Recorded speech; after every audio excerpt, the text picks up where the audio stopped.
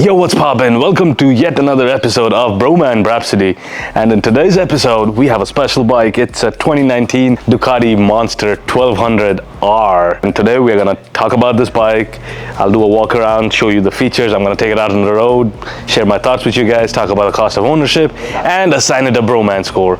But before we do any of that, if you're new to Bhroman, give us a like and hit that subscribe button. We put out content every week and your support would mean a lot. It's me, it's your boy Bro, and I am your Bhroman.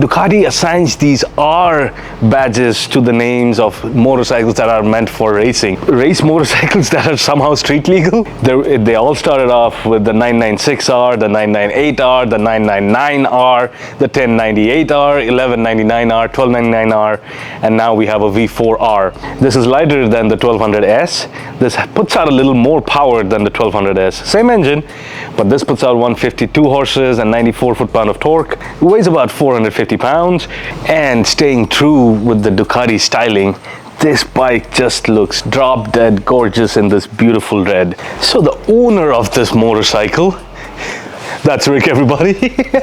He describes this motorcycle as an Italian mistress with red bottom high heels. But enough about me talking. Let's go around, do a walk around and see some of its features and just look around this motorcycle. All right, so starting off from the front of this motorcycle, you have a little fly screen on the top. The beautiful, gorgeous Ducati Monster headlight. And this headlight is special, man. It's got little LED lights on these sides, the daytime running lights on the sides. Up on the front, like with all Monsters, it's got the little chopped fender of sorts. But the difference is, this has got Italian chrome or carbon fiber.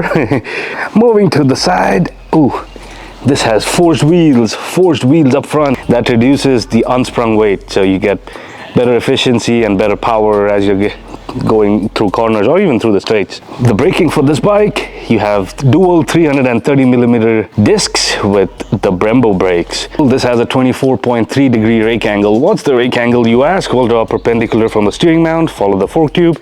That's your rake angle. Shorter the rake angle, the more nimble the bike is, and larger the rake angle, well, the more stable it is at higher speeds, highway speeds and such. Keep this in mind. So like the V4 and the V2s nowadays, the rake angle for those are 24 degrees. This is 24.3. This is so close. So which means it's going to be just as nimble or pretty close. And this has got Öhlins suspension everywhere. Front, rear, even the steering damper. That's Öhlins. That's the Ducati Monster signature. It's that beautiful red trellis frame. Doesn't get any better if you ask me. At the heart of this monster is a liquid-cooled L-twin 1200cc engine, putting out 152 horses, 94 foot-pound of torque. And look at this. This is Italian artistry. Solo seat, and look at this. The seat cowl, it kind of tapers towards the end, like it tapers out. Pretty cool. And then we have this little fender here for your license plate mount and your turn signal. The tail light is nicely nestled down here. And check this out, it's Ducati Corse with a little tricolore chain drive. You can see the monoshock suspension there. That's an Öhlins as well, adjustable, and just gorgeous. Some more trellis frame. Oh, I love it. And here's another little detail. So you see this little thing on the side of the radiator? It says it's a R in nice brushed aluminum. Kind of completes the look of this monster. It's a special bike. It's a special bike. I call it Ducati tank because they all have very similar designs to the tank. You see this, they have a nice little cutout for your legs to go in so that you can grip the tank. Beautiful, gorgeous design. This red, I'm a big, huge fan of the Ducati red. And just in case if you hopped on your bike and you didn't know what kind of Monster it is, it does tell you it's a 1200R. This does not have keyless ignition. You have an old school key. The front suspension, Öhlins, again, adjustable. Now for your handlebar controls and such, on your left hand side you have high beam, low beam, and then you have these two buttons up and down. That's to toggle through the menu. We'll get to it in a second. Turn signals, hazards, and also your menu selections. And at the bottom you have the horn, and on your right hand side this is your kill switch. Flip this up, that's your starter button. And you look at it and you see these things here. You're wondering what are these doing here, right? That's where the stock mirrors go on. This bike has bar end mirrors.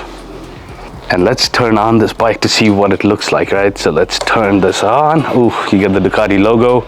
All the lights come on. This is the standard screen. You have these warning lights on both sides. Neutral, ABS, left turn signal, check engine, fuel, right turn signal, all of that fun stuff here. Digital tachometer, what riding mode you're on. Your speedometer, what gear you're on. The levels of ABS, traction control. And this gives you your engine temperature. And since I have the side stand on, it's giving you this thing which says side stands on. Now let's see if you wanted to change modes. I think you press this button and yes, you get into the modes. This comes with sport, touring, and urban.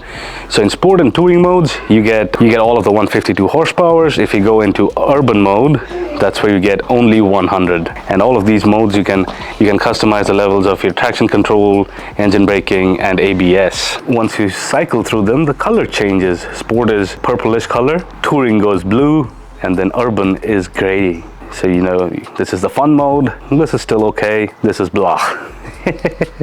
And to select a riding mode you have to press and hold this button for a few seconds, and there you go. That changed the mode to urban. When you select these different modes, see the display changed a little bit. You get the same information but the layout is a little different. If I change it to touring mode, yeah, same information, just looks a little different. Now let's go play around with the menu. If I push that button on the top, that changes your odometer to give you your total miles. You have trip 1, trip 2, your fuel economy, your average speed, trip time, current time, outside air temperature. You get a good amount of information that you can work with. Well, now that we've looked around the bike, seen some of its features, do you guys happen to know what time it is? Yeah, it's right o'clock. Let's go. All right, so if you guys are new to Bhroman, give us a like and hit that subscribe button. We put out content every week and your support would mean a lot.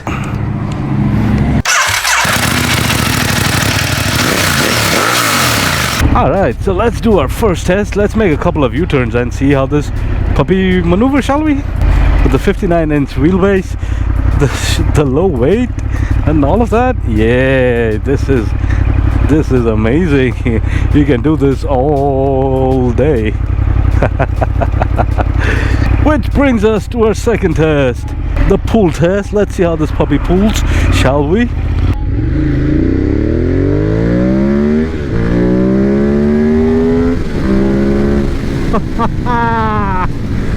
Woo! A Ducati, huh? You don't expect performance out of a Ducati, do you? Do you? So first impressions of this motorcycle, well, you're sitting upright, and the seat on this bike is super comfortable. This has a short wheelbase, I think 59.5-inch wheelbase. This makes this bike very compact and feels very nimble and agile. I love the seat, and my seating position is awesome. My legs aren't bent weirdly. I'm actually pretty comfortable on this bike. And as we're going around corners, man, this bike feels so planted. It's a Ducati. What else do you expect? That engine sound, oh my god, I'm a fan of the twins. L twins, V twins, all of them. The seat is surprisingly very comfortable. Very comfortable seat. And the power is just delicious. Deliciousness of power. Alright, so suspension on this bike, well, I have it in sport mode because we're riding through some twisties, and so in sport mode you do feel a lot of these bumps on the road, especially if they're bumpy roads. You feel a lot of these bumps. The one thing I really dig about naked bikes is the handlebars. Like in a sports bike you have clip-ons, you don't have handlebars, but on these bikes you have handlebars, and they are at a nice place. You're not leaned over them. The weight of your body is not on your wrists or your shoulders.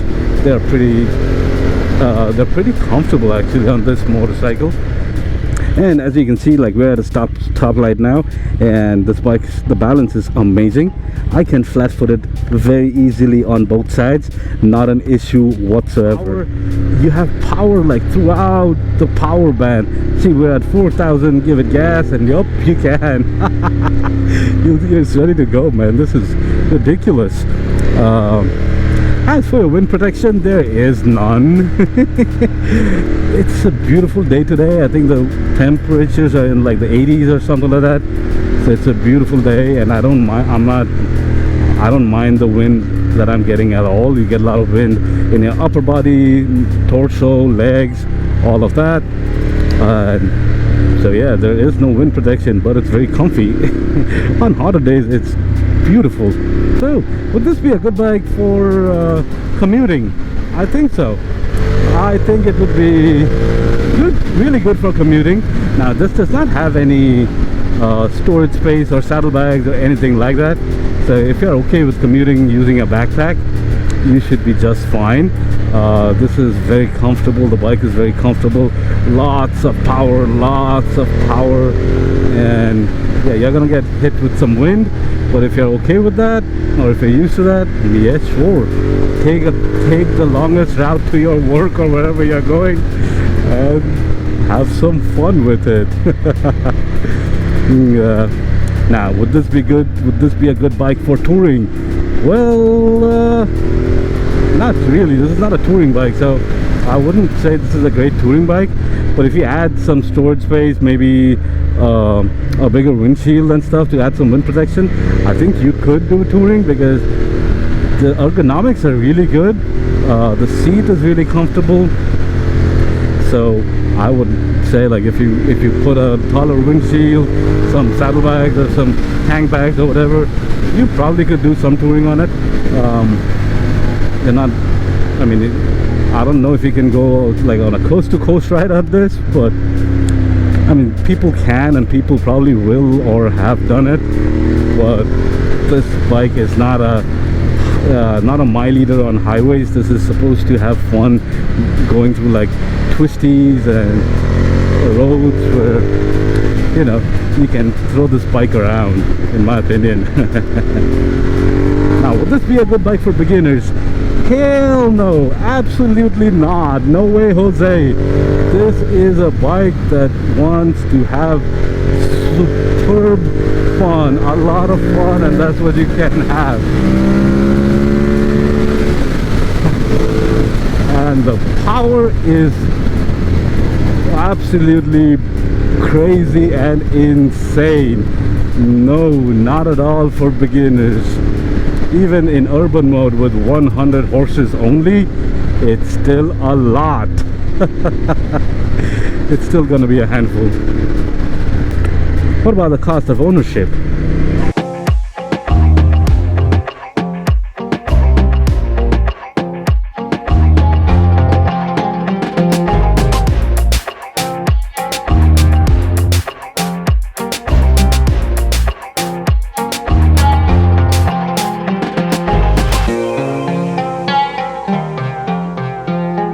I don't know, man, this bike looks like art. It looks beautiful, and when you take it out on the roads and do your thing, it performs really well as well.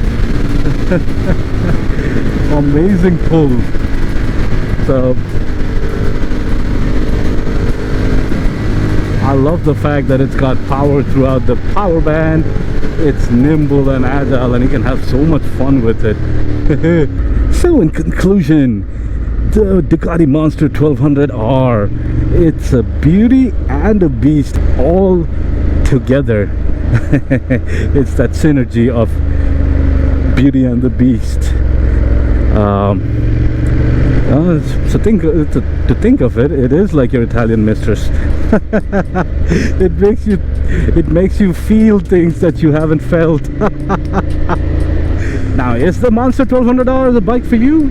Well, head on down to your closest Ducati dealership and take one out for a spin and see what you think. And well, thanks for watching, you guys. Keep your knees in the breeze, and I'll see you soon. Bro out.